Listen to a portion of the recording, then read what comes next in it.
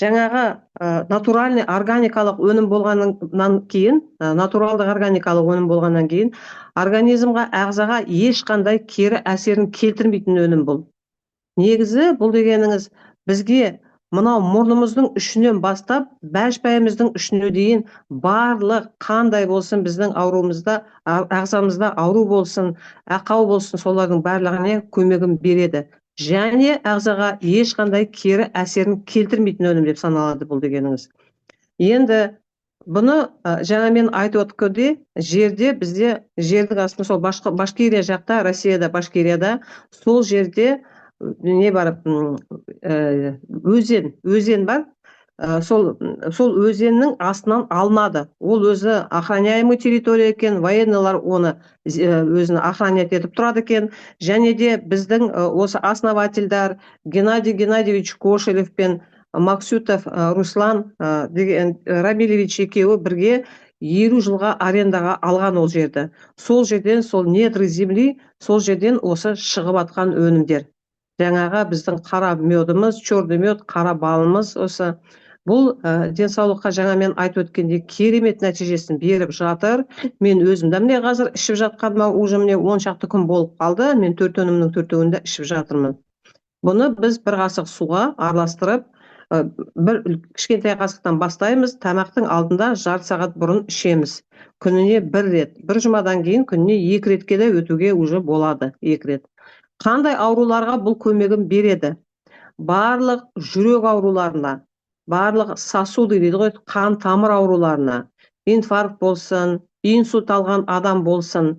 Алдында осы вебинар болғанда Геннадий Геннадьевич өзі осының несін айтқан тарихын, қалай бұл бұрын Эстония деген мемлекетінде бұл өзі солай через сеть сатылынған екен, осы совет үкіметі кезінде. Одан кейін сол перестройка болғаннан кейін оны қоя салған, сонымен қалған бәрі. Енді сол осы 2 адамға осыны предложить еткен, осымен айналысып көріңдер, мынау өнімді көріңдер деп. Олардың өздерінің клиникалары болғаннан кейін бұл 2 адам, сол Геннадий Геннадьевич пен Руслан Максютов екеуі осыны қолға алып, өзінің клиникасы болғасын, сол жерде өздерінің таныстарына береді. Псориазбен ауыратын бір әйелге береді. Содан 90-ға келген бір апа іші қатып қалған, соған береді. Және инсульт, бір жағы вообще істемей қалған, тілі күрмеліп қалған, сөйлем тілі байланып қалған, сондай өздерінің таныстарына береді, өте керемет нәтижені көреді.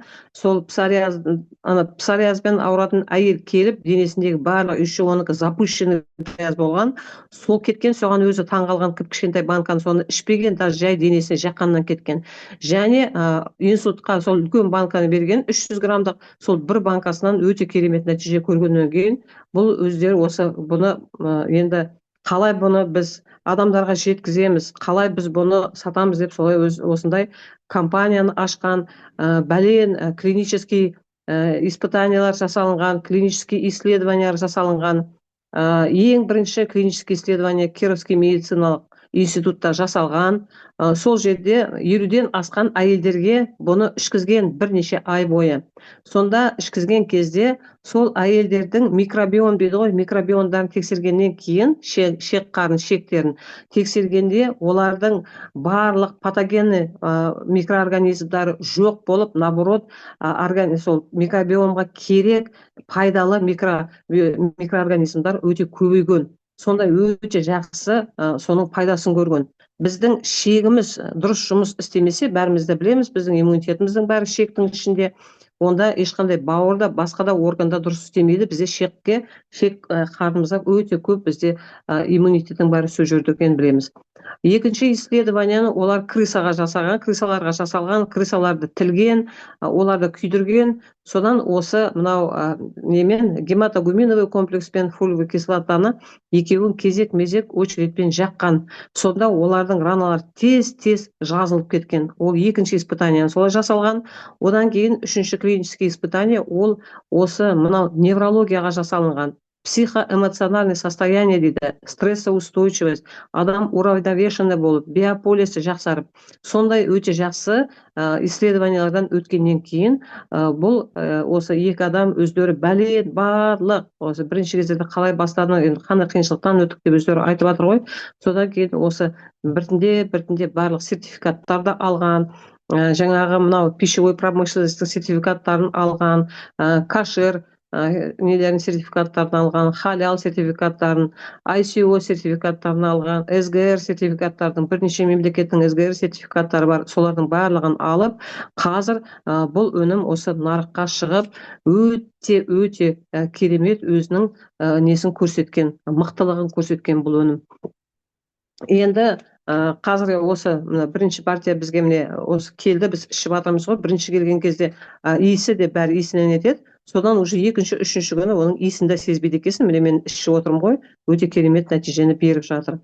Және де бұл осы өкпе ауруларына қайта жөтелетін адамдар хронический бронхит деп айтады. Тіпті осы мынау өкпенің қандай, бронхының қандай аурулары бар, бронхиальный астма болсын, туберкулез болсын, бронхоэктатический ауру болсын, постковидный состояние болсын, басқа да аурулар болсын, өкпеге де және мынау вредный газдармен жұмыс істейтін адамдарға, соларға да өте керемет нәтижесін береді бұл. Және асқазанға барлық полностью желудочно-кишечный тракт деп айтамыз ғой, асқазан ауруларына, асқазанның жаралары, особенно язвалар, дырявый кишечник деп айтады, синдром раздраженного кишечника деген диагноздар бар. Язва 12-перстной кишки деген бар, неше түрлі гастриттар бар, неше түрлі новообразованиялар бар. Солардың барлығыне осы өнім барлық асқазан, 12 елішек, ұйқы безге, соларға барлық желудочный сокты қалпына келтіреді. Және ұйқы бездің ферментативтік қабілетін жақсартатын бұның қабілеті бар. Осы асқазан, ішек, ұйқы без және жіңішке ішек, сигмовидный ішектердің барлығын қалпына, соның несін жұмысын қалпына келтіретін өте жақсы сондай қабілеті бар. Одан кейін бұл жерде жаңағы барлық буын ауруларға да көмегі өте зор екен бұл өнімнің. Және неше түрлі новообразованиялар дейді ғой, киста бар, поликистоздар бар, полиптар бар, неше түрлі миома дегендер бар, геморрой дегендер бар, осы геморройға да күшті жақсы спринцевание жасайды екен геморройға, оны еще внутренне ішке қабылдап ішу керек, және осы спринцовка жасау керек екен. Одан жаңа мен айтып өткенде, даже мынау крысаларға испытание жасағаннан кейін әйелдер беттеріне маска да жасайтын болған. Маска жасап, сол бетіндегі угрилар жақсы кетеді екен. Мынау тері ауруларға да жақсы көмектеседі екен. Өткен жолы біз конференция болғанда да біздің партнеріміз айтып жатыр, бетіндегі угрийім бірнеше күн ғана жағып жүріп, өте керемет нәтиже алып жатырмын деп, прямо өзінің фотосын көрсетіп, бетін көрсетіп жатыр, қандай жақсарып қалған.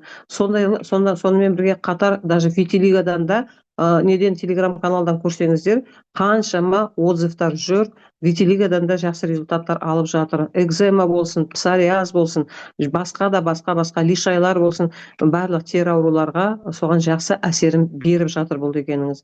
Және де урогениталдық проблемалар, ер азаматтардың простатиттары, аденома болсын, онкологиялары болсын, предстательный железаның, әйел адамдарда жаңағы миома болсын, мастопатиялар, диффузно-кистозный мастопатиялар, және де неше түрлі зобтар бар бізде, узловой зобтар бар, ТТГ-лары көбейіп кеткен, түсіп кеткен, анти-ТПО-лары бәрі өзгерген, өздерінің прям анализдарын салып қойған, қандай анализдар өзгеріп, результаттар осы зобтардан өте жақсы результаттар алып жатыр.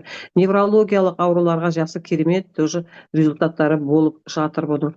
Даже мен өзім отзывтардан оқыдым, кей адамдар осы мынау даже өздері сумен араластырып көздеріне де капать деді екен. Енді біз ондайды істемейміз, бірақ оны ішімізге қабылдағанымыз дұрыс болады деп ойлаймын. Мынау құлақ естімегендерден де результат болып жатыр. Қаншама әйелдер дүниеге кішкентай балапандарды әкеліп жатыр. Бала көтере алмай жүргендерге де жақсы нәтижесін беріп жатыр бұл өнім. Айта берсек, енді 700 ауру деп мен бір ауыз сөзбен айттым ғой. Шашымыздың үшінен бастап, шашке де, тырнаққа да, теріге де, бәріне де әсер етеді. Башайымыздың үшіне дейін осы барлық ауруларға, грибоктарды қалай жақсы кетіріп жатыр, табандағы шпораларды қалай жақсы кетіріп жатыр. Міне осы сахарный диабет, осы чума 21 века, қандай өте көп жиі кездесетін ауру, атеросклероз деген өте страшный ауру. Осы аурулардың барлығына бұл өнімді смело қолдануға болады. Бұл өнімді кем дегенде 4 ай ішу керек, және бұны 1 жыл болсын 2 жыл болсын іше беруге болады. Мен алдында сол Геннадий Геннадьевич келгенде сұрағанда, мен сұрадым, сол қанша уақыт ішуге болады деп сұраған кезде, оны деді, сіз морковканы деді күнде жесеңіз де ол сізге зиян болмайды ғой, огурцты да жейсіз күнде, сол сияқты бұл да сонымен бірге тең, солай да бір оны постоянно қабылдап ішіп отыруға болады деді. Сондықтан да бұның ешқандай кері әсері жоқ организмға. Бұл енді біздің осы қара бал туралы осындай енді мағлұмат деп айтуға болады осыны. Ендігі өнім мен 002 бізде фульвовая кислота, фульвалық қышқыл, сол туралы айтып өтейін. Бұл жерде 100% фульвалық қышқыл. Бұл жерде 100% фульвалық қышқыл. Ол дегеніңіз, бұны өте концентрированный бұл өнім. Сол үшін де 1-2-3 каплядан бастап, ақырындап оның дозировкасын көтеруге болады.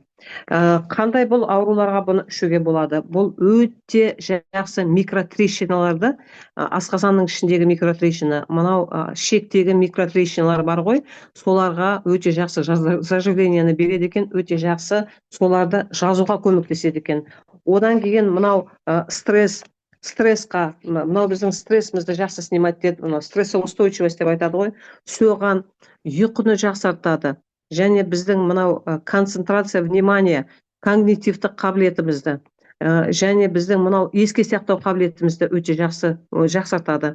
Біздің организміміздегі кислотно-щелочной баланс дейді ғой, сол кислотно-щелочной баланстың тепе-теңдігін ұстайтын өнім. Және бұл барлық сосудтарды тазалайды. Сосудтарды тазалап, біздің организмдағы барлық токсиндарды тазалайды да, антиоксидант деп айтамыз ғой, бос радикалдардан біздің организмімізді тазалайтын өнім бұл дегеніңіз. Және бұл өте жақсы қанды сұйылтатын қабілеті бар. Осы фульвалық қышқылдың асқазанымыздың біздің сөлін көбейтеді. Желудочный соктың сөлін көбейтеді. Ферментативтік бұның способностьтарын жақсартатын бұның қабілеті бар. Және бұл организмдағы нерастворимый дейді ғой, езілмейтін тұздарды шығаратын қабілеті бар. Және де бұл еще хелатный форма деп айтады мұны. Хелатный форма ол біздің организмімізға келген қандай микро-макро элемент болсын, минерал болсын, вещество, витаминдар болсын, соны ол бетіп клеш сияқты бетіп алып алады екен да, біздің жасушаның ішіне прямо алып барады екен, жасушаның ішіне кіргізеді, митохондриясының ішіне, жасушаның, клетканың ішіне. Ал енді сол клетканың ішіндегі токсиндардың барлығын клетканы тазалап шығарып тастайтын қабілеті бар. Осындай өте керемет, бұл транспортировщик деп айтады. Транспортировщик. Өйткені бұл осылай біздің ағзамызды өте керемет бұл тазалайды. Өте керемет. Бос радикалдардан босатқаннан кейін өте керемет тазалайды бұл. Осындай міне мынау фульвалық қышқыл. Бұны енді өзінің этикеткасында 15-20 капля деп жазылып тұр, бірақ біздің өзіміздің основательдарымыз келгенде айтты, аз-аздан бастаңыздар да, біртіндеп қосып отырыңыздар деп. Енді кей адамдар өзі мынау кім Руслан Рамилевич айтып жатыр ғой, мен бұны өзім мынау неге гематогуминовый комплекс черный медті араластырам ғой суға дейді, соған бірге капать етіп ішем дейді. Мен де солай ішіп жатырмын, мен черный медті салам суға, сосын осы нені жаңағы мына фульвовый кислотаны капать етем да, соны ішіп жатырмын. Мен енді уже 15-20 каплядан қосып ішіп жатырмын, бірақ өзімді өте жақсы сезініп жүрмін. Ол туралы енді айтып өткім келеді, тағы да қандай нәтиже қазір алып жатқанымды. Ұйқы дегенің өте керемет болды қазір осы өнімдерді ішкеннен кейін. Білмеймін қайсысы көмектесіп жатқанын, енді 4-тінде ішіп жатырмын ғой. Ұйқым да өте керемет болды бұл өнімнен кейін. Және де осы айтып тұр ғой, стрессоустойчивость деп, сол стрессоустойчивый сондай неге де жақсы бұл көмектеседі екен. Және де бірінші кездерде енді алдында бізге осы қара черный медті айтқан кезде де ауруды қозғайды деді ғой. Қозғайды екен, бірінші, екінші күні өте қатты қозғады. Барлық өзімнің қандай ауыратын жерлерім бар, менің буындарым ауру, например, менің жамбасым ауырады, тізелерім ауырады, бүйрегім ауырады, сосын асқазаным ауырады, допустим, иығым, осы барлық осы ауыратын жерлерді өте қатты қозғап ауыртты. 2-3 күн қақсап ауырды. Содан енді шыдадым. Мен енді БАД ішкенде білемін, ол постоянно ауыртады бірінші кездерде. Содан барлығы қазір өтті да кетті. Бірақ өте керемет өнім екенін мен өзім қазір байқап отырмын. осы фолиовый қышқыл осындай керемет нәтижені береді екен бұл да денсаулыққа. Ендігі өнім ол бізде кремний. Кремний-фсерот дейді ғой, кремний-фсерот. Неге оны кремний-фсерот деп айтады? Ол эфир, мынау фсерот дегеніңіз, ол эфир, мынау кремний. Бұл біздің неміздің сүйегіміздің мынау аппарат, опорно-двигательный аппарат деп айтамыз ғой, бұл соның эндоскелеті. Бұл біздің мынау сүйегімізге, біздің связочный аппаратымызға, біздің сухожилиямызға, біздің шеміршектерімізге, біздің сіңірлерімізге, біздің сосудтарымызға, тіпті мынау миға баратын капиллярларға да өте керемет, өте керек бұл өнім екен кремний дегеніңіз. Бұны біз қазір сразу ұмытпай тұрғанда айтып өтейін. Біз бір үлкен қасықты 1 литр суға салып қоямыз. Бұл 12 сағат тұру керек. Например, кешке қарай біз только кранның астындағы суға салуға болмайды. Бұны не хлорированный су болу керек, дистиллированный суға, соған бір қасықты 1 литрге 2 литр су ішетін болсаңыз, 2 қасық саласыз да 12 сағат қойып қоясыз. Содан күн жаққа оны ішіп отыруға болады. Ал енді ораза ұстаған адамдарға ауыздарыңызды ашқаннан кейін, содан кейін уже пока аузыңызды бекіткенше дейін бұны ішіп отыруға болады. Бұл дегеніңіз не деп саналады? Бұл біздің холестериндарымызды өте жақсы түсіреді. Организмдағы өте жақсы холестериндар түсіреді екен. Және бұл біздің давлениеміз түсіреді екен. Тері ауруларға жақсы көмегін береді екен. Салмақ тастауға жақсы көмегін береді екен бұл өнім. Салмақ тастауға да. Және барлық мынау буын аурулары, барлық мынау жаңағы қандай болсын біздің біз неге үйреніп қалғанбыз? Біз үйреніп қалғанбыз, біздің организмімізға постоянно кальций керек деп үйреніп қалғанбыз. Кальций ол біздің сүйегіміздің ішінде болу керек. Қарап отырсаңыз, кальций барлық тамақта бар. Барлық тамақта. Ана жолы Геннадий Геннадьевич айтпақшы, ол айтты ғой, сіз Google-ға просто жазсаңыз, қандай тамақта кальций жоқ десеңіз, ондай не шықпайды, өйткені ол барлық тамақта бар.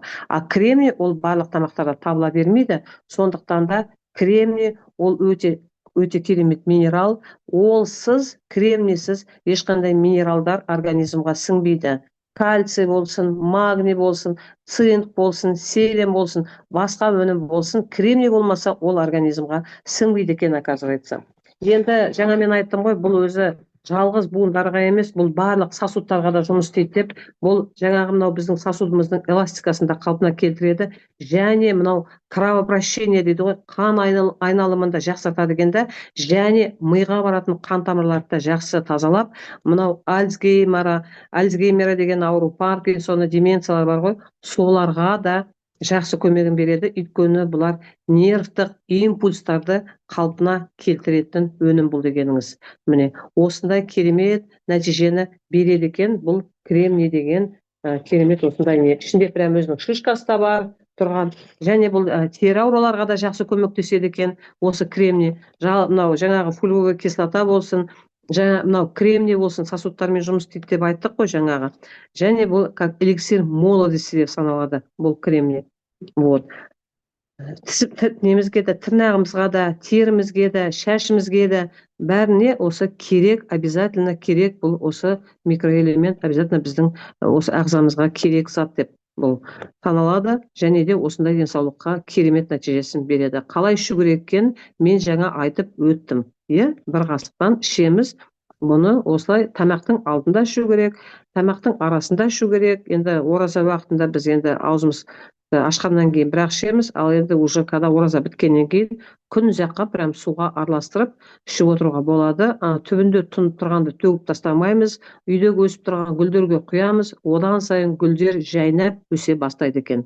Оны тоже сол біздің основательдардың айтқаны. Осындай міне керемет кремний-фсерот деген өнім бұл жерде.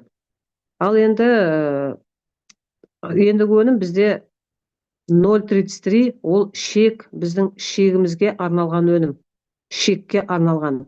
Ең бірінші қайда барсақ та, біз қандай компанияда болсақ та, бізге айтады ғой, ең бірінші детоксикация жасау керек, детокс жасау керек организмға, ағзаны тазалау керек деп айтады. Дұрыс қой, иә?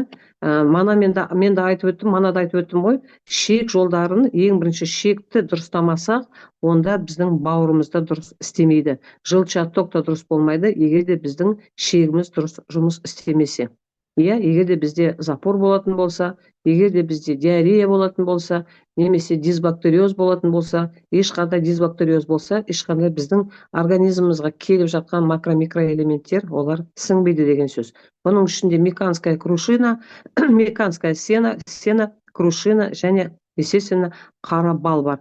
Осы үш неден компоненттен жасалынған өнім бұл біздің мынау ішегіміздегі жаңағы мен айтып өткен осы синдром раздраженного кишечника дейді, дырявый кишечник дейді, жаңағы дисбактериоз дейді, жаңағы запорлар дейді, иә, нарушение перистальтики кишечника дейді. Барлық осы біздің ішекпен связанный аурулар, соған бұл өте жақсы көмегін береді. Каловый камни дейді ғой, мынау каловый камни, сол тастар, мынау ворсинкалардың арасына жиналып қалған тастарды, бұл именно біздің мынау толстый кишечниктің ворсинкаларын қалпына келтіреді. Біз, допустим, когда жай слабительный дәрі ішкен кезде, онда ворсинкалар расслабляться етеді, ол іштен айдап шығады, но бірақ мынаның араларындағы ворсинкалардың араларында тұрған каловый каменьдар олар шықпайды. Именно бұл өнім осы соның перистальтикасын жақсартуға және де несін регулировать етіп, кислотно-щелочной баласын регулировать ету үшін, организмді тазалау үшін, токсиндарды выводить ету үшін, организмдардан барлық шлактарды шығару үшін арналған бұл өнім. Өзі порошок саше ретінде жүреді. Бір упаковкасында бұның 21 штук жүреді. Вообще курс лечения, цикл лечения бізде 21 күн, 21 күн болғаннан кейін 21 штук. Бұны біз 3 күн ішеміз, кешке қарай жатарда бір сол сашаны бір стақанға салып еземіз, былғап ішіп аламыз да, жатарда солай жатып, сонымен содан кейін ішкеннен кейін сол жатардың алдында 1 сағат бұрын ішуге болады, солай ішуге болады, но кешке қарай ішу керек, что будет түнімен асқазан желудок кишечникқа жұмыс істесін, таңертең содан уже дәретке бару үшін солай істелінген, чтобы түнде адам ұйықтап жатқан кезде кишечник расслабленный болып тұрады, сол өнім сол кезде болған жұмыс істеп тазартады. Соған арналған өнім. Міне, осындай бізде 4 түрлі продукциясы бар. 4 түрлі продукциясы бар. Енді жерде чатта қарап отырсам, сұрақтар қойған екен. Адамдар, так, кеш жарық, все видно и слышно, слайдов не видно ли, десем, асқазан сізбен астадан жақсы болды, күшті болды. Мен өзімді сол айтып өтейін. Менде өте үлкен проблема асқазаныммен, поджелудочный железада менде өте, ұйқы безімде өте үлкен проблема. Оны бәрі де біледі, мен үнемі айтып отырамын оны. Осы өнімді ішкеннен кейін түйіліп ауырғаны қойды. Білмеймін, енді өзі айтуға да қорқам. Біреулері өтірік айтасың деп айтады. Бірақ қазір өте жақсы сезініп жүрмін, асқазаным ауырып жүрген жоқ. Так. Арықтауға не ішуге болады? Арықтауға, қараңыз, арықтауға черный мед ішесіз, 1 сағат немесе 2 сағат бұрын тамақтың алдында ішесіз, 1 қасықтан бастайсыз, 1 чайный ложкадан, содан кейін 1 жұмадан кейін столовый ложкаға көтересіз, тағы 1 жұма 1 столовый ложка ішкеннен кейін, уже таңертең кешке 1 столовый ложкадан ішіп отырасыз, тамақтың алдында 1 сағат бұрын кем дегенде ішу керек. Және обязательно оған мынау кремнийді қосамыз, өйткені бізде кремний нормализует, бізде неге гормональный фон нормализует и помогает в программе снижения веса. Бұл дегеніңіз. Жаңағы мен айтып өттім ғой, в программе снижения веса помогает деп. Именно кремний. Осы екеуін бірге қосып ішесіз. Кремнийді, допустим, күн ұзаққа ішіп отыруға болады, мен, допустим, кейбіреулер айтады, 1 жұма ішу керек, сосын екіншісіне көтеру керек, 2 қасыққа деп. Ешқандай 1 жұма күткен жоқпын. 2 күн 1 қасықтан іштім де, уже 3-ші күннен бастап 2 қасықтан іше бастадым. Еще үлкен қасықтан бастадым. Білмеймін, өзіме өте жақсы жағы батыр, сол 2 күн қозғады. Бірақ қазір уже өте керемет нәтижелер болып отыр менде. Вот, осындай щитовидкаға я болады. Жаңа мен айттым, щитовидкаға бізде мынау гормональный фонды бізде восстанавливать етеді деп айттым ғой. именно мынау гормоналдық фонды қалпына келтіреді дедім, иә. Оған мынау даже жалғыз черный медті ішіп өте керемет результаттар именно по щитовидке болып жатыр. Щитовидкадан там прям огромные узлы рассасываются. Мен мынау отзывтарды оқығанда аж прям мен таң қалдым ғой, до такой степени мынаның несі қандай күшті, прям не почечно-щелочной баланс нормализует, гормональный фон нормализует, жақсартады, гормональный фонды қалпына келтіреді черный мед, иә. Оған бірге қосып мынау фолиевый қышқылды тоже қосып бірге ішуге болады. Фолиевый қышқыл и нені черный медті бірге ішуге болады. Обострение любой бат бір ішкен кезде, бірінші ішкен кезде обострение береді. Егер де денсаулықта проблемаларыңыз көп болатын болса, онда бір шай қасықтан бастайсыздар да, содан бір жұмадан кейін екінші шай қасықты қосасыздар. Көп проблема болатын болса денсаулықта, солай ішкен дұрыс болады. Өйткені енді ол әр адамның организмі әртүрлі ғой. Сол үшін де, чтобы қатты ауыртпау үшін, сол бір шай қасықтан бастаңыздар деп айтып жатыр ғой. Фолиевый қышқылды да 1-2-3 каплядан бастаңыздар деп. Мен бір күн бе, 2 күн бе 3-4 каплядан іштім да, қазір 15-20 каплясын бірақ құйып ішіп жатырмын. Бірақ ешқандай қазір андай бір жерімді ауыртып жатқан пай ештеңені қазір сезіп жатқан жоқпын. Асқазанда жара болса ішуге болады ма? Қай өнімді ішу керек деп жерде жазған екен. Асқазаныңызда жара болса, сіз обязательно қара балмен, черный медпен фолиевый қышқылды ішіңіз. Жараға, именно жараға бізде ішкізетін черный мед, оның ішінде біз черный мед ішкен кезде оның ішінде прям биопленка болады. Биопленка пайда болады. А фолиевая кислота ол желудочный сокты восстанавливать етеді. Витилигаға тоже осындай противопоказания бұл жерде бұланда ешқандай противопоказания жоқ. Просто енді бұл өзі жердің түбінен шыққан 15-17 метр бурит етіп алып шығады аның астынан. 15-17 метр бәлен жылғы жатқан, бәлен миллион жыл жатқан водоросльдар бар ғой, водоросльдар, живые существа, растительные существа, солардың сығымдысын деп қой, солар менің судың астында бәлен жыл жатқан ғой, солардың сол ойлаңызшы енді 15-17 метрді қазып алып шығып, содан натуральный виде өзі есінде айтып отыр ғой біздің басшыларымыз. Мынау алып келгенде бастағанда өзі қандай қою болды, біз концентрациясын өзгерткен жоқпыз, қалай бастадық 300 грамдық солай беріп жатырмыз деп. Жараның беті ашық болса да ішуге болады. Мен өзім отзывтарды оқыдым, язвада прямо ашық жараларға ішкенде жақсы көмегін бергенін оқыдым отзывтардан. Отзыв телеграм каналда бар, үлкен телеграм канал бар, ана жол бізге жіберген, сол телеграм каналдарда өте көп онкологияның барлық түрін ішуге болады.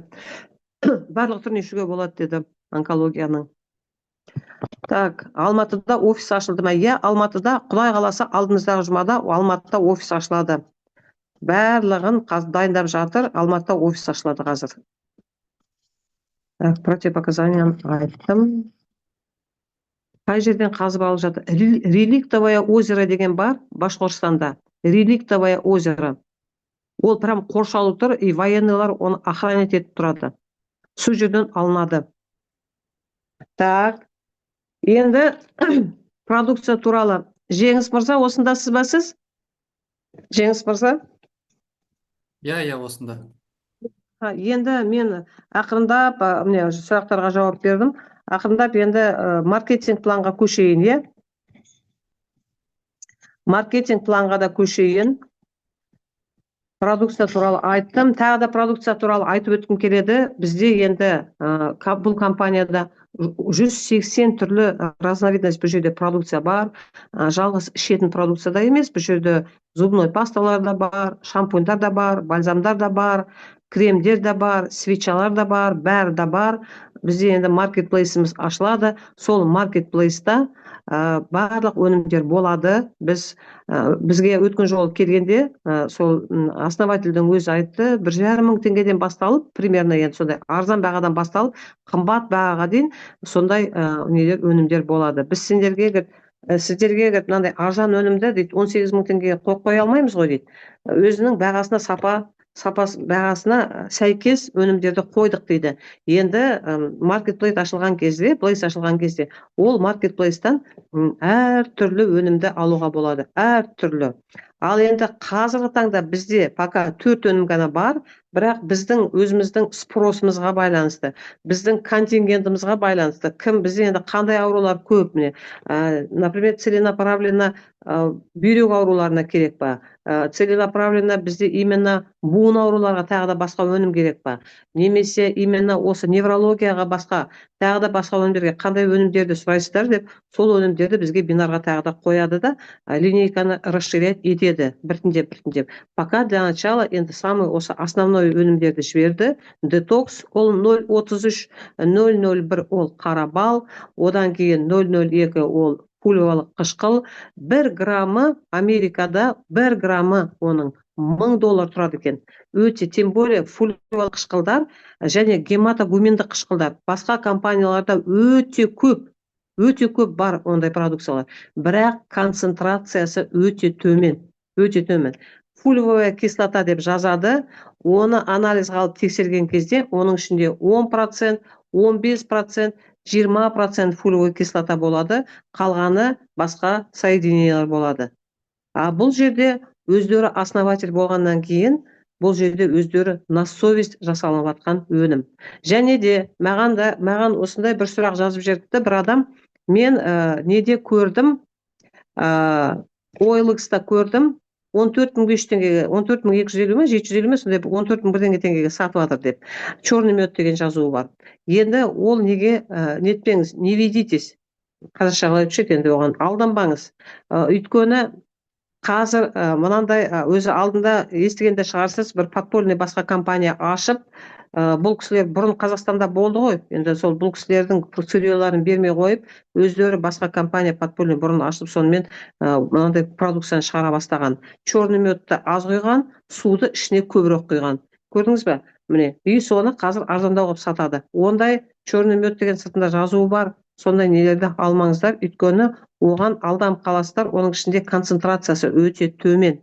Олар міне осы запатентованный міне Сублар деген компания бұл продукцияны өздерінен басқа қазір Живая земля қосылады, Россияда Живая земля деген компания, и осы мынау немен слияние болып бірге осы Сублар деген компания ғана осы продукцияны біз оны сатамыз, бұл компания өзі основательдары, өздерінің заводтары бар, бір емес 3 заводы бар. Біреуі сол Башқұртстанда тұр, біреуі прям сол жерде мынау сол Реликтовый озероның жанында, прям жанында кішкентай завод деді. Және Великий Новгородта бір заводы бар. Енді Құдай қаласа бізде міне 3-4 айдың ішінде Астана қаласында өзімізге де 3 жерге завод салады. Сырьені сол жақтан әкеледі, логистикаға да жеңіл болады, налогқа да жеңіл болады. Сол үшін өзіміздің мына Қазақстанымызда да завод болады. Сол жақтан осы жаққа ол кісілер заводты салайын деп жатқан жайы бар. Өздерінің клиникалары бар. Бұл Геннадий Геннадьевич дегеніңіз өзі микробиолог, бұл кісі.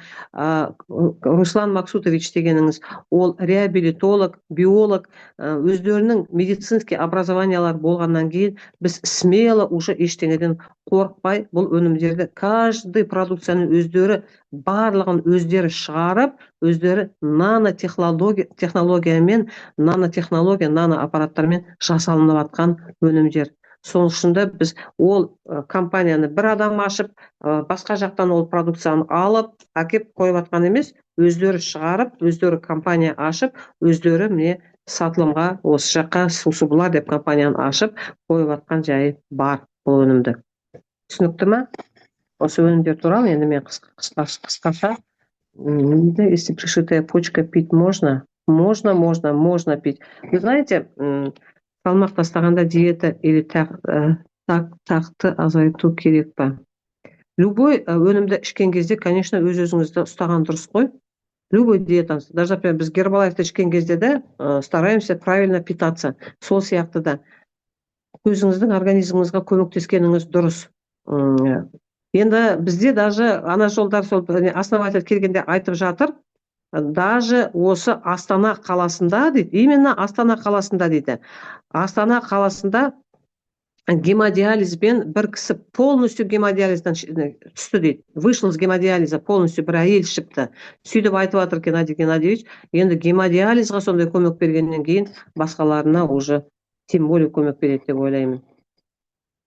енді мен өзім менің информация оқуым бойынша аяқ ауырларға да ішуге болады, емізулі аналарға да ішуге болады деп жазылып тұрғанын өз көзіммен оқыдым мен. Ол менің оқыған информациям. Қалай ішуге болады дегенде, особенно беременным и кормящим женщинам он необходим, чтобы родился здоровый ребенок, потому что он будет в утробе получать полноценно все нужные микроэлементы деп солай жазыпты. Соны мен сізге балаларға осы сұрақты мен Геннадий Геннадьевичқа қойғам келгенде, балаларға қай кезден беруге болады деді. Балаларға 1 жастан бастап уже беруге болады деді. Ал енді уже прикорм, например, 1 жасқа толмаған балалардың өздеріне 1 капляны, допустим, пюре жейтін балаларға 1 капляны болсын тамызып беруге болады, өйткені ешқандай возрастной ограничение жоқ деп айтты. Бұл жерде мынау именно жаңа сіз айтыпсыз ғой, жазып қойыпсыз ғой, отторжение пришитого органа болмай ма деп. Инородное тело деп айтады кейбіреулер, немесе, допустим, когда имплант қойылады ғой, допустим, басқа кей өнімдерді ішкен кезде как иммунодепрессант отторжение болуға мүмкін дейді. Сол үшін мен сізге енді 100%, конечно, мен өзімнің енді видите, практикамда болған жоқ қой, айта алмаймын, бірақ оны Геннадий Геннадьевичтан сұрап, осы сұраққа жауап беруге сізге болады. Сіз өзіңіз енді кімге тіркелдіңіз, сол кісіге осыны жазып қойыңыз, сосын чатқа жазсын, Геннадий Геннадьевичтан сұрап, ол өзі кімнен сұрайды, немесе өзі жауап береді, немесе Руслан Рамилевич жауап береді. Олар міне осы сұрақтардың бар осындай каверзный сұрақтарға, когда затрудняешься ответить на серьезный диагноз қой енді, сонда осындай сұрақтарға жауап беруге болады. Пришитая почка деп тұрсыз ғой, енді ол получается сізде бұл адамда сонда басқа біреудің бүйрегі тұр ма? Менің түсінігім бойынша басқа біреудің бүйрегі ма? Басқа біреудің бүйрегі болса, конечно, оны сұраған дұрыс болады, потому что енді бұның ішінде кім, біздің основатель айтпақшы, бұның ішіндегі составты қағазға жазып толтыруға невозможно деді ғой. Бұл жердің үстінде не бар? Что есть на планете Земля? Все есть в этом черном меде деді ғой. Осы жер бетінде қандай минерал бар, қандай витамин бар, соның бәрі осының ішінде бар деді ғой. Бәрі осының ішінде бар деді. Біз енді сұраватырмыз, ол айтып тұр ғой, мынау қағазға дейді жазып сыйдыруға болмайды деді ғой, аның ішінде. Өте көп деді. Настолько он богатый деді ғой. И минералами, и макроэлементами, и микроэлементами, и пептидами, и витаминами, и клетчаткой, и все, что вот нужно для нашего организма, соның барлығы мынаның ішінде бар деді ғой. Сол үшін, конечно, бұны тогда еще надо будет дополнительно узнать. Солай бұл өнімдер туралы. Енді мен өзім на самом деле алдында мен өзім шындықты айтсам, осы черный мед шыққан кезде мен Marine Health компаниясында істеп жүргем. И сол TikTokта Marine Health'ның продукциясын айтып отырған кезде осы черный медтен өте көп результат көретінмін да. Сонда ойлайтынмын, шіркін-ай, мен мынау компанияда істемегенде мен көзімді жұмып осы черный медқа кетер едім деп ойлайтынмын да мен. Сол кезде сөйтіп ойлайтынмын. Өйткені мен өз көзіммен көретінмін TikToктан өте көп результаттар. Менің даже өзі біздің туысқандарымызда черный медті ішіп, сол кезде 22 жыл болды, ол есімде әлі. Сахарный диабетпен ауыратында. Сол сахарный диабетпен ауырып, бүкіл табандары бәрі жарылып кеткен табандары. Жүре алмайды екен да. Сол адам айтатын да, сол кісілер. Сол мынау черный медті ішіп, табанға жақты, қолымызға жақты, қолда жарылып кеткен, аяқта жарылып кеткен сахарный диабетте еще көп жазылмайды ғой. Содан барлық мына жаралардың бәрі жазылып кетті деп. Сол есімде, сол айтқан неткен қалған. Сахар өте жақсы сахарды түсіреді екен. Өте жақсы сахарға көмектеседі екен. Ал енді Жеңіс мырза, маркетингті айтайын, бұл жерде енді денсаулық та бар, табыс көзі де бар.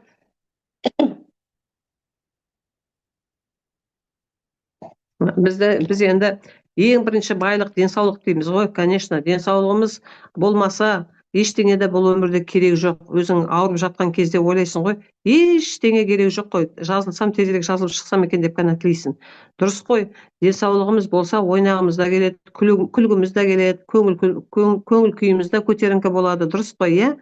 Сондықтан да ең бірінші денсаулықты түзетіп алсақ, жақсарып алсақ, табыс көзінде бұл жерде табуға болады. Ал Жеңіс мырза, слайдтарды енді мен маркетинг планды айтып бастай берейін. Осы біздің Сублар компаниясының қандай бұл жерде табыс көзі бар екенін де бұл жерде мен айтып кете берейін. Иә? Қараңыздар, бұл жерде бұл компания, мен жаңа айттым ғой, алдында да осы бұл компания біздің Қазақстанда болған, Қазақстан нарығында болған. Неге ол компания қазір болмай қалды, неге ол істемей қалды деген де сұрақтар туындайды да шығар. Енді әртүрлі адамдар бар ғой бұл өмірде. Қандай оңды, қандай керемет жұмыс істеп келе жатқан компанияны лақтырып, осы сондай бір недобросовестный адамдар серьезін алып, ақшасын бермей қойып, бұл кісілерді бәлен миллион долларға отырғызып, содан кейін бұл кісі өзін осы компаниясын Қазақстан нарығынан алып кеткен. Вот. Ал олар өздері басқа компания ашып, солай өздері солай сатқан. Араластырып, үйтіп ананы, в общем, качествосын төмен қылып солай сатқан. Қазір енді осы өнім, осы продукция, компания вернее, біздің өзіміздің осы Қазақстанымызға қайтадан жұмыс істеуге келді, кіріп жатыр. Құдай қаласа қазір міне предстарт болып жатыр. Енді осы компаниядан біз енді осы жақсы денсаулықтан нәтиже көріп, үлкен табыс көзіне жетеміз деген де сондай үмітіміз бар бәріміздің де. Енді компания қазір жаңа мен айттым ғой, технический старт болып жатыр. Құдай қаласа понедельник күні регистрация басталады. Сайттың бәрі уже запускация етіледі. Күтіп отырмыз барлығымыз. Сайт жасау оңай емес. Сайт жасау үшін де өте көп ақша да керек, өте көп уақыт та керек. Ол біздің жай аузымызға ғана оңай, сайтты жасай ғой, неге істемей жатсыңдар деп, бірақ ол деген оңай нәрсе емес. Соған енді сабырлықты сақтап, көпке шыдаған азға шыдайды деп, енді осы алла жазса понедельник күні біздің осы сайтымыз істеп, үш жерде Құдай қаласа маркетингімізбен подписка жасап жұмыс істеп кетеміз. Енді бұл компанияда біздің бір неміз, бір PV-иміз 500 теңгеге теңеседі. 500 теңгеге теңеседі. Ал енді компанияның партнері болу үшін компанияда 4 пакет бар. Сол 4 пакеттің біреуін біз алуымыз керек. Яғни 4 пакеттің біреуіне біз өзімізге өнім алуымыз керек. Бірінші пакет ол старт пакет деп саналады. Старт пакетқа біз өнім аламыз, 18.000 теңгеге бір өнімді аламыз. Ол бізге 30 PV береді. Бір өнім бізге 30 PV береді. Екінші пакет ол бізде стандарт пакет деп саналады. Стандарт пакетқа біз 3 өнім аламыз, 54.000 теңгеге 3 өнім аламыз. Өзіміз қандай өнімді алғымыз келеді, сол өнімді аламыз. Ол бізге 90 PV береді. Яғни бір өнімге бізге 30 PV берсе, 3 өнімге біз 90 PV. PV-мен біздің товар оборотымыз соны саналып отырады. Иә, ары қарай бізде бизнес пакет, үшінші пакет ол бизнес пакет, 108.000 теңгеге біз 6 өнім аламыз, оған 180 PV беріледі, 180 PV болады ол. Және ол төртінші пакетіміз бізде VIP пакет, 360 PV болады ол. 360 PV-ға біз 12 өнім аламыз, 216.000 теңге болады. Бұл енді компанияның қандай артықшылықтары бар? Бұл компанияда балдарымыз күймейді, жинақталып үсті-үстіне жинала береді. Бизнес орынды біз қорғамаймыз, статустарымызды біз қорғамаймыз. Балдарымыз бізге накопительный болып жинала береді. Ай сайын біз активацияны жасамаймыз, басқа компанияларда сияқты. Небір компанияларда істедім мен, активация жасайып, ай сайын активация жасап, үйдің үшін склад қылып қоясың, ана заттарды ала бересің, оны сатуы бар, оны сата алатын адам бар, сата алмайтын адам бар. Және бұл жерде апгрейд деген система бар. То есть переход дейді ғой, апгрейд, любой уақытта біз пакетімізді көтеріп аламыз. Егер де сіз бұл компанияға потребитель болып келіп, өзіңіз бір өнімді алып көрдіңіз, сізге ұнады, әрі қарай сосын осы жерде жұмыс істеуге шешім қабылдадыңыз, сіз өзіңіздің пакетіңізді біртіндеп көтеріп ала аласыз. Оған уақытқа шектеу қойылмаған. Яғни сіз бір продукцияны алдыңыз ба, одан кейін тағы 2 продукция алған кезде сіз өзіңіздің пакетіңізді стандартқа көтердіңіз, солай VIP пакетқа көтеріп аласыз. Өйткені неғұрлым сіздің пакетіңіз биік болады, соғұрлым сіздің табыс көзіңіз де биік болады. Ал енді бизнесқа келген, осы жерде жақсы табыс көзін көремін мен деген адамдар болса, онда сразу же бизнес пакетқа тіркелген дұрыс болады. Зато сіз каждый тіркелген адамнан уже қомақты ақшаны көріп отырасыз. осындай бізде міне кіретін пакеттарымыз бар, бизнес пакеттарымыз. Ал енді барлық сетевой бизнестарда әртүрлі неше түрлі бізде вознаграждение бар, иә. Соған енді бірінші біздің беретін бонус, бізге беретін ол рефералдық бонус. Бонус приглашение деп айтады. Рефералдық бонус біз адамдарды шақырып, адамдармен бөліскеніміз үшін, осы өнімді іштім, керемет нәтиже көрдім, немесе үйде отырып 216 мың теңгеге кіріп үлкен бизнесті бастағың келе ме деп біз адамдармен бөліскен үшін компания бізге пайызын төлеп отырады. Егер де біз бірінші пакетқа, старт пакетқа кіретін болсақ, әр шақырған адамнан бізге 5% түсіп отырады рефералдық бонустан. Екінші пакетта бізде стандарт пакетта 10% түседі. Бизнес пакетта бірінші линияңыздан, яғни өзіңіздің шақырғаныңыздан 15% аласыз. Екінші линияңыздан оның шақырған адамнан тағы да 5% алып отырасыз. Ал енді уже VIP пакетқа келген кезде 15% бірінші линияңыздан аласыз, өзіңіздің шақырған адамыңыздан, и 5% оның шақырған адамнан алып отырасыз. Яғни сонда сіз VIP пакетта уже 20% алып отырасыз. Сіз өзіңіз бір адам шақырдыңыз, сіздің адамыңыз 5 адам шақырды ма, 10 адам, 20 адам шақырса да, әрқайсысынан сізге 5% рефералдық бонус түсіп отырады. Бұл түсінікті ғой, иә? Ары қарай бізде бинарлық бонус деп саналады. Бинарлық, және бізде еще рефералдық бонуста бізде мотивационный бонус деп айтылады. Ол сыйлыққа берілетін VIP бонус. Оны сіз өзіңіз 216 мың теңгеге VIP пакетқа тіркелдіңіз. VIP пакетқа тіркеп, өзіңіздің арқаңыздан сіз 3 адамды шақырдыңыз. Бірінші адам келіп алды 216 мыңға, сіз сияқты бизнес құрам, тез көтерілем деп бизнес VIP пакетқа келді. Одан кейін екінші адамды шақырдыңыз. Үшінші адамға сізге өзіңіздің рефералдық бонусыңыздан басқа, бинарлық бонусыңыздан басқа, және сізге мотивационный бонус сыйлыққа 30 мың теңге сіздің счетыңызға түседі. Үшінші адам, алтыншы адам, 9-шы адам, 12-ші адам, 15-ші адам, әр үшінші адам VIP пакет болған сайын көтерілгенде де сізге төленіп отырады. Допустим, сіздің адамыңыз келді, стандарт пакетқа келді, одан кейін ол біртіндеп өзінің пакетін көтерді. Екінші адам да солай көтерді. Сонымен тағы 3 адам VIP пакет болған кезде сізге әрқайсысынан тағы да 30 мың теңге түсіп отырады. Оны автоматически система өзі қойып отырады солай. Сонда сіздің каждый үшінші адамыңыз VIP пакетқа шыққан сайын сізге 30 мың теңгеңіз мотивационный бонус солай сізге төленіп отырады. Бұл біздің рефералдық бонусымыз. Енді бізде екінші бонус ол бинарлық бонус. Ол командамен бірге жасалынатын бонус. Ең көп ақша бізде бинарлық бонуста жатыр. Ең көп ақша сол жерде жатыр. Вообще негізі мен өзім өте жақсы көремін бинарлық. Бізде, например, бұл компанияда бинарно-классическая система. Біз бұл жерге қанша адам шақырғымыз келсе де шақыра береміз, иә? Ограничение жоқ. Қанша адам шақырсаң да шақыра бересің. Кей адам 2 адаммен көтеріледі, кей адам 15 адаммен көтеріледі, кей адам 1000 адаммен көтеріледі. Сондықтан да қанша адам шақырсаңыз да өзіңіз білесіз. Бинарлық бонус әрдайым сіздің қысқа жағыңыздан төленеді.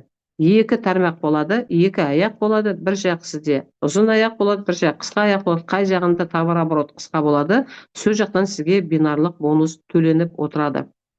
Сіз старт пакетқа төленбейді бинарлық бонус, ал стандарт пакетта бізде 10% төленеді бинарлық бонус, бизнес пакетта 11% төленеді, және VIP пакетта 12% бинарлық бонус. Өте жақсы вознаграждение деп санаймын мен. 12% біз бинарлық бонус алып отырамыз. Осы жерде өте көп табыс көзі бар бізде. Осы бинарлық бонустан Алла жазса бәрімізді үлкен табысқа жетуге Алла тағала насіп етсін. Ендігі біздің бонусымыз матчинг бонус. Матчинг, бинар квалификационный бонус деп айтады, немесе матчинг бонус деп айтады, немесе біз оны чек от чека деп айтамыз, иә? Чек от чека. Біз компанияға келдік, өзіміздің командамызды шақырдық, адамдарымызды шақырдық, содан олар жұмыс істей бастады, иә, барлық. Мен адамды шақырдым, мен Жәмилә ханымды шақырдым. Жәмилә ханым жұмыс істеп кетті. Ол табыс көзіне шықты. Ол менің бірінші линиям, иә?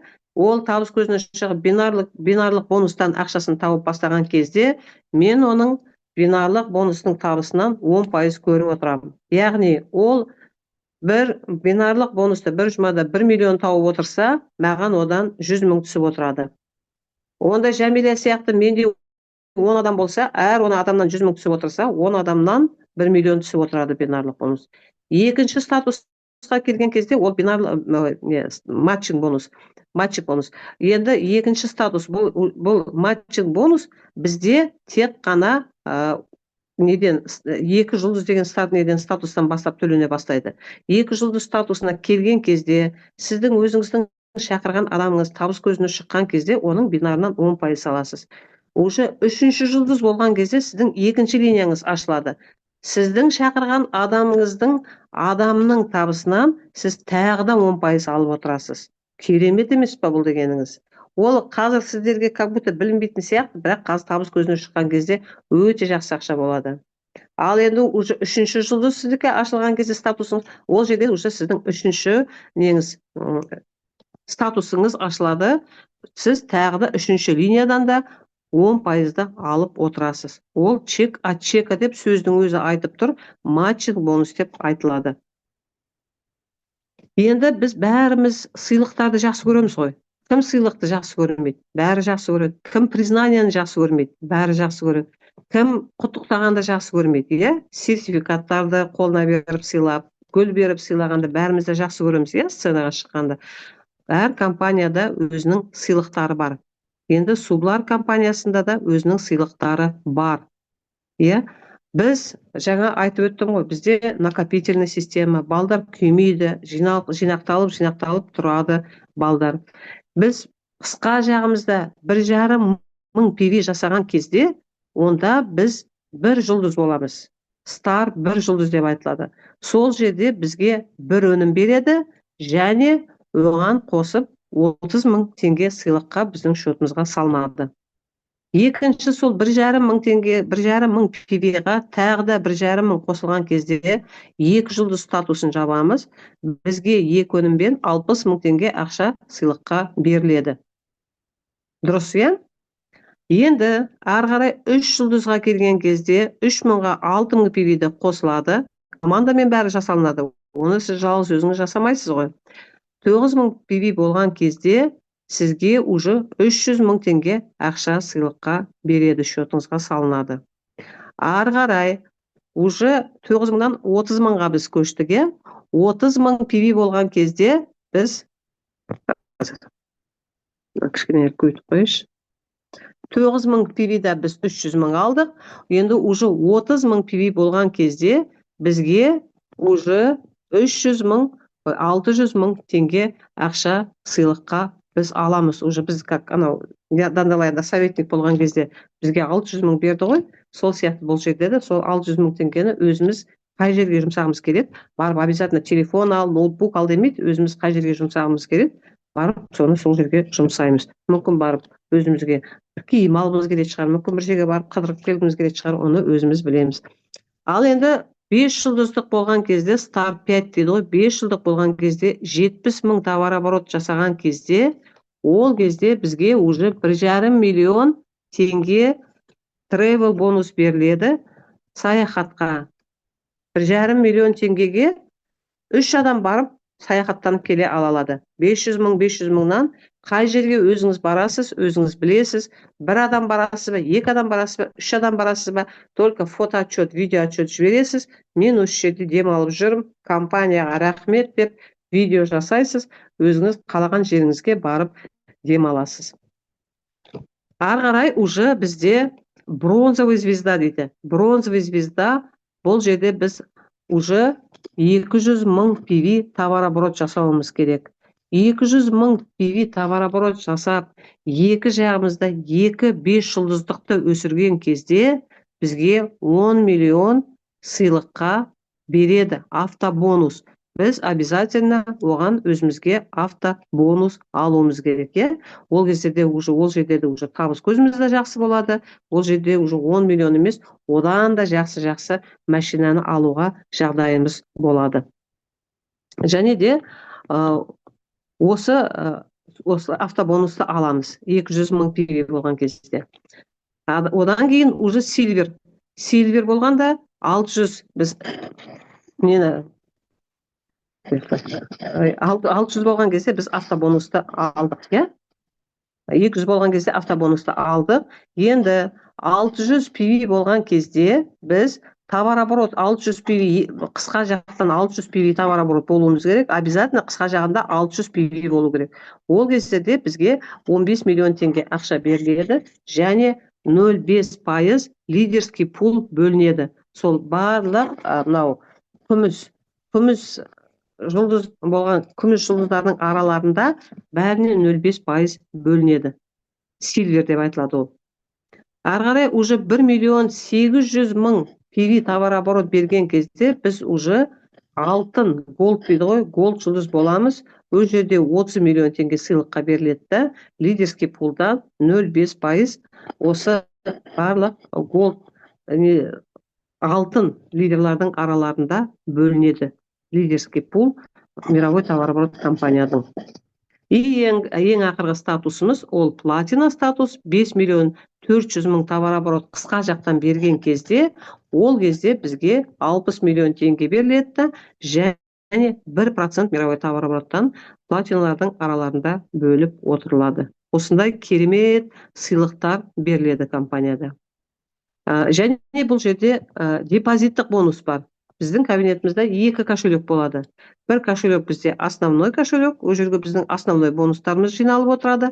Екіншісі ол бізде депозитный кошелек.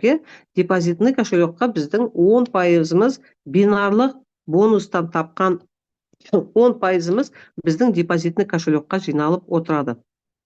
Ол депозитный кошелекта бізде 500 PV бізде ограничение бар. Сол депозитный кошелектағы жиналған ақшаға бізде линейный маркетинг бар ғой. Линейный маркетингтан біз өзіміздің қалаған повторный покупканы, екінші рет алған өнімдерді, сол жерден marketplace деген қосылады бізге.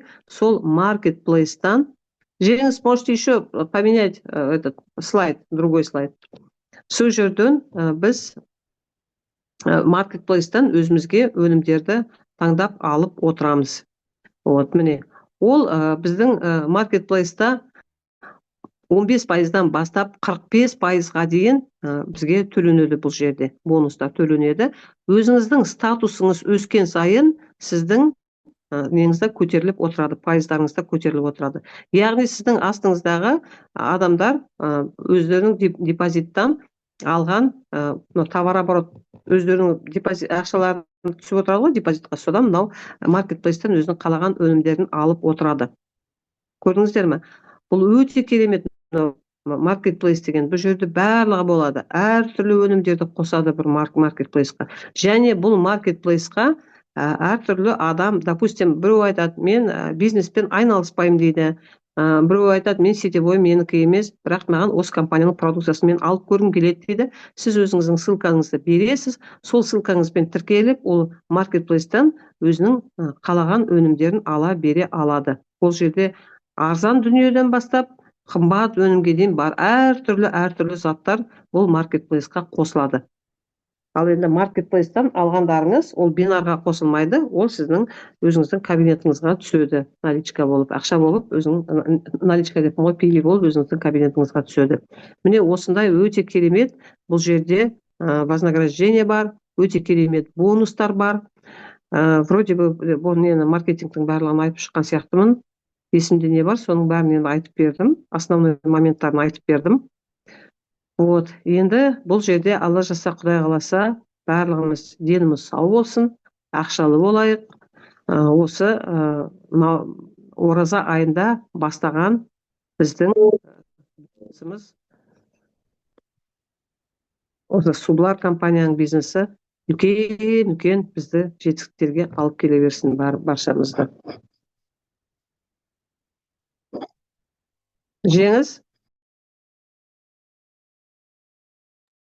Да, вы на связи, все, естіліп тұр, көрініп тұр.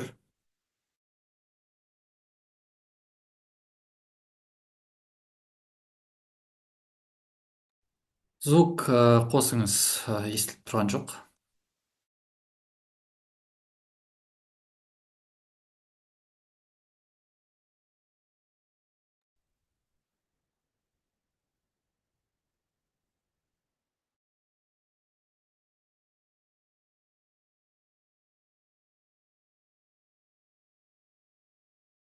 Міне. Ал енді мына жерде сұрақтар бар екен. Сұрақтарға жауап берейін. Кішкене енді депозит туралы тағы түсіндіріп жіберіңізші дейді. Енді депозит, қараңыз, депозит повторный покупка ғой. Депозиттағы 10% бізге бинардан ұсталынып отырады. 10%.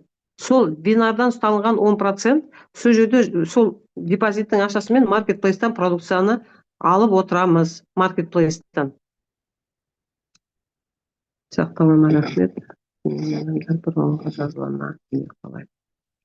Енді оны өзіңіздің қалауыңызбен, семейный адамдар бір орынға жазылама, оны әлі қалай дейсіз. Кейбіреулері бірге жазылып жатыр, кейбіреулері каждый өзіне отдельно ашып алып жатыр нені, кабинеттарды. Енді ол өзіңіздің қалауыңыз. Бізде бар адамдар, семейный адамдар бір кабинеттен кіріп жатқандар бар. Бөлек кірем десеңіздер өзіңіз қалайсыз. Ол екі адамға жұмыс істеу қиындау болады ғой, бір кабинетті көтересіздер, ары қарай сосын тағы көресіздер. Бізде, допустим, алдында басқа компанияда істегенде, бізде депозиттік бонусты, бізде реферальный бонустан да ұстап қалатындар. Бұл жерде реферальный бонустан ұстамайды. Бұл жерде тек қана бинарлық бонустан ғана ұсталынады 10%. Активация бұл жерде жоқ. Активация жоқ, ол біздің сол 10%, 10% біздің депозитқа кететін 10%, сол ғой активация деген. Өзіміздің ақшамыз өзімізге жиналып тұрады, соған еще тағы да өзімізге өнім алып отырамыз. Сол активация. Так ай сайын ететін активация жоқ. Қарлығаш ханым, қалайсыз? Рахмет. Сіздерге информацияны, енді мен өзімді әлі көп информацияны білмеймін, енді бар білгенімді сіздерге айттым шамам келгенше. Өзі кейбір қазақша сөздерді ұмытып қалатындарым болады, арасында орысшаны да қосып жіберемін, енді оған енді айып етпеңіздер. Бірінші рет тем более шығып отырмын мен. Зумға былай жалғыз өзім шығып, зумды өткізіп көрмегенмін бұрын никогда. Основателі Геннадий Геннадьевич Кошелев, ол кісі основателі, ол өзі микробиолог. Екіншісі Максютов Руслан деген, ол реабилитолог, биолог. Екеуі основатель. Кошелев Геннадий Геннадьевич и Максютов Руслан Рамилевич деген. 500 PV бір айға, ол өте көп. 500 PV, это ол уже үлкен ақша тапқан кезде онда санауға болады. 500 PV деген. Это ограничение 500 PV деген. Машинаға келгенде подтверждение бар ма? Иә, машинаға келгенде подтверждение бар. 2-5 жылдыз өсіру керек. 200 мың PV товар оборот бересіз қысқа аяғыңызда, и 70 мыңнан екі жақтан 2-5 жылдыз өсіру керек. Допустим, біз Dandelion-да қалай машина алуға 270 болды ғой бізде, и 90 бердік біз. Екі жақтан 2 директор өсірдік. Бұл жерде наоборот 200 мың PV өсіреміз да, 70-тен береміз товар оборот. Сонда 10 миллион береді. Маркетингі щедрый. Неге? Неге екі основатель болса пахат ету керек екен ғой дейсіз. Олар уже баяғыдан бері, неше жылдан бері бұл жерде істеп келе жатыр. Өздерінің клиникалары бар, заводтары бар, бұлардың. Бұл бәлен жылдан бері істеп келе жатқан адам ғой, адамдар. Біз тем более ол анаған төлеп, мынаған төлеу керек емес. Екеуі бірге неше жылдан бері істеп келе жатқан адамдар. Вот, допустим, когда компанияны бір адам ашады, основатели бір адам, продукцияны басқа жерден алады, вот онда қиын.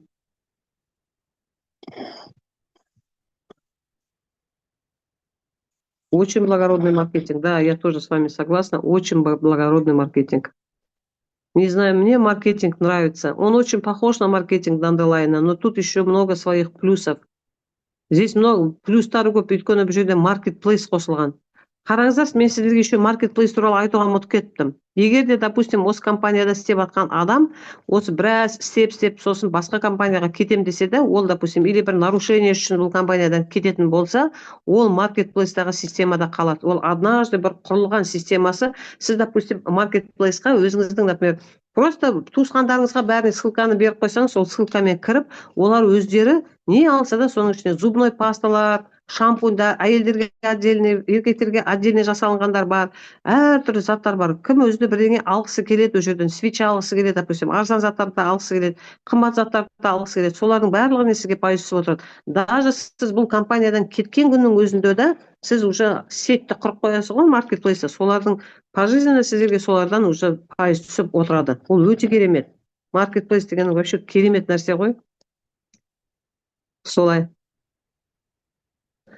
Осындай жағдай болып жатыр. Бұл жерде енді только қолды бүктеп тастап, бүйтіп жеңдерді бүктеп тастап, только жұмысқа кірісіп жұмыс істеу керек.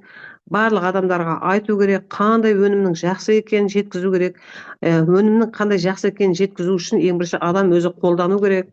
Мен, допустим, үнемі өнімдердің барлығын ішіп, постоянно осылай адамдарға спокойно продукция туралы айта аламын, өйткені мен оны ішем, өзімнің организмімді тыңдаймын, қалай бұл жұмыс істеп жатыр, қалай маған көмектесіп жатыр, қай жерімді қозғап жатыр, қай жеріме қандай әсер беріп жатыр екен деп. Сол үшін айтады ғой, надо быть продуктом своего продукта деп. Сол дұрыс.